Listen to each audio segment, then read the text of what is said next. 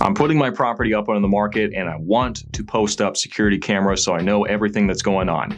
Doesn't make sense for me to do that. My name is Jamin Goecker. I'm a realtor in South Central Alaska, and my mission is to help you to build an intentional and significant legacy for yourself and your family by coaching you in real estate. And I'm going to help you do that today by helping you to answer that question. I do get this one fairly often, and that is, we have people that are going to be coming through here we don't necessarily know. Doesn't make sense for us to put security cameras up. I can kind of see both sides of this debate. There's really not a hard set yes and no in either direction. So I am just going to give you my opinion, and keep in mind the circumstances I find myself in might change my opinion. So let's go and talk about the kind of the pros and cons. But before we get started, give this video a like, do subscribe, and let's go and jump into today's video. So if it were me personally, I probably would not be posting any kind of video cameras up to kind of survey people as they're coming in. So it is your decision as the homeowner what it is that you want to do. But for me personally, if it were me, I probably wouldn't, and here's the reason. Number one, it's actually very off-putting if you walk into a home and you've got that video camera right there in your face, every room that you walk through. It's kind of like saying, hey, come in. We want you to solve a problem for us by buying our property. Oh, and by the way, we don't trust you. That's a little off-putting right off the bat, coming from the perspective as the buyer. So of course it isn't meant to be that way, but it can certainly come across that way to some people. The other reason that I'm actually really hesitant to use the video camera or audio is you might overhear conversations that are not meant for you. If you have a confidential conversation between the realtor and between their buyer, you might think, oh, sweet, score, we've got information that we can use against them. Well, hold on, okay? Because usually the conversations between a client, between the buyer, and between the buyer agent is usually not going to give you any information that's actually going to help you, but it might turn you off to working with these people altogether, where if you hadn't heard anything, it would work just fine. What if they see something they don't like about your property, they comment, you get offended, and emotionally just like, no, they can't have it. Whereas if you hadn't heard it, you would sell your property and be down the road in like 2 months. Okay, but because we heard that, we got offended, and you decided to let them go for that reason. So if it's me, I would probably avoid that temptation to listen in altogether and just not have it.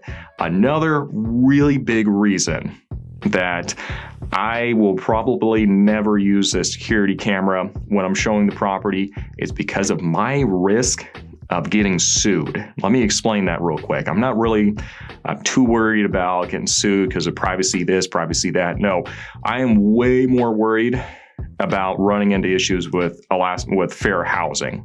Okay, fair housing is a federal law, and that essentially says that we cannot discriminate based on a number of things, including race, gender, familial status, and a whole slew of things. What if somebody doesn't get the house? They come back and they say that you discriminated against them because they saw that. Because they say you saw that they were single and you wanted to give it to somebody who was a family. That's a problem.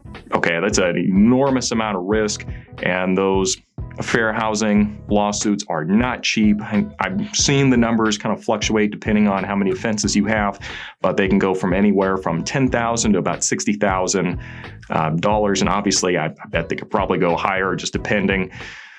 But a good way to avoid that chance altogether is just don't use the camera. Don't use the camera, so they can't say that they can't come back later and say that you knew about them when they were making their offer. Okay, so is this being very cautious? You better believe it. It's probably being more cautious than posting the video camera up. Now, the final thing why I probably wouldn't use a video camera if I was selling my properties is because there's going to be a log of every realtor accessing the lockbox to that property. And if somebody's trying to get in and they shouldn't be there, like on my end as the realtor, I can lock them out of that lockbox completely. They're not going to access it. But for those that do access it, we have a log, a time of who was there at what time, And if something goes missing or something gets broken during that time frame, guess who's on the hook for it? So that should be giving you a lot of peace of mind right there that nothing's going to happen that you should be worried about. So let's go and take a break real quick.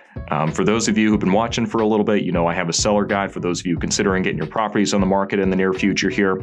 Do make sure that if that's something you're interested in, that you reach out to me on my website down in the description section and put seller guide in the comment section so I know what it is that I can send you to be of assistance. So, okay, now let's go and finish today's video. And let's say that you've decided, hey, I still want to use a video camera, and that's gonna be the only thing that's gonna make me feel good, and it's gonna make me feel secure. So I'm gonna use it, regardless what the accepted risks are associated with using the video camera. So these are the things that I would recommend if you decide you do want to go that direction, which that is totally right. If you want to do that, these are just pieces of advice I would give you to try to help you make this as smooth a process as possible. And so the security cameras don't become a huge tripping hazard for you in the entire real estate process of getting your property sold. So number one, make the video camera discreet, okay? Because like I said before, it is very off-putting when you walk into a house and you've got that big video camera right there. It's a very subliminal way of telling every buyer that comes into your property that you do not trust them and you think that they are going to steal from you. And that's pretty off-putting. So put it in a way that it's discreet, okay? Not necessarily advocating for the camera and the teddy bear kind of thing, but if you can make it discreet and just make it kind of blend in with the surroundings a little bit, then I'd say that it is probably going to go over a lot better. Most buyers are going to assume they're being watched some way when they're in someone's house, but just don't do it in a way that it feels off-putting the second they walk through the door, okay? So make it blend with the property. Secondly, if you are going to be using a video camera at all, I would not use the audio for the reasons that we mentioned before. I don't even want to be tempted to listen into their conversation because usually they're not going to be disclosing any confidential information that's actually going to be useful anyway, and the chances are that your odds of just getting offended as they're talking about your property are just going to be high because let's face it, emotions are real, and if you hear someone saying anything less than 100% positive about your property, you're probably going to get offended. And I say that from me personally. I hear people comment about my property from time to time, and I kind of have to keep the hackles from rising just because it's my baby, and I don't want anyone to talk bad about it. The other thing that I would mention, if we are concerned about security, if we are relying on a security camera to keep people honest, by the time they get in there, then the security camera is the last line of defense. Really, the first thing we should be doing if we are really actually concerned about security is trying to screen people before they get into the property to begin with. So if it's a scenario where we are really concerned about security, where the privacy of everybody involved is going to be a big deal, or we're really concerned about the value of the items that are in the property, then we need to do a little background check on everybody that's going to be going into the property. It's going to be more work, but that ultimately is going to be way more effective than letting somebody with bad intentions into the property and thinking a video camera is going to keep them honest. Okay, so if we're really concerned about security, let's do what it takes to be secure and get that step done ahead of time. That's going to be way more effective. So I sure hope this was useful for you. This is, again, something where it is your right as the homeowner to decide how you want to proceed. These are just what I would do if I was in your position, and based off of what I know and based off of my experience in the real estate industry for years. So I hope this was useful. If it has been, make sure you give this video a like, do subscribe, and we'll see you next time.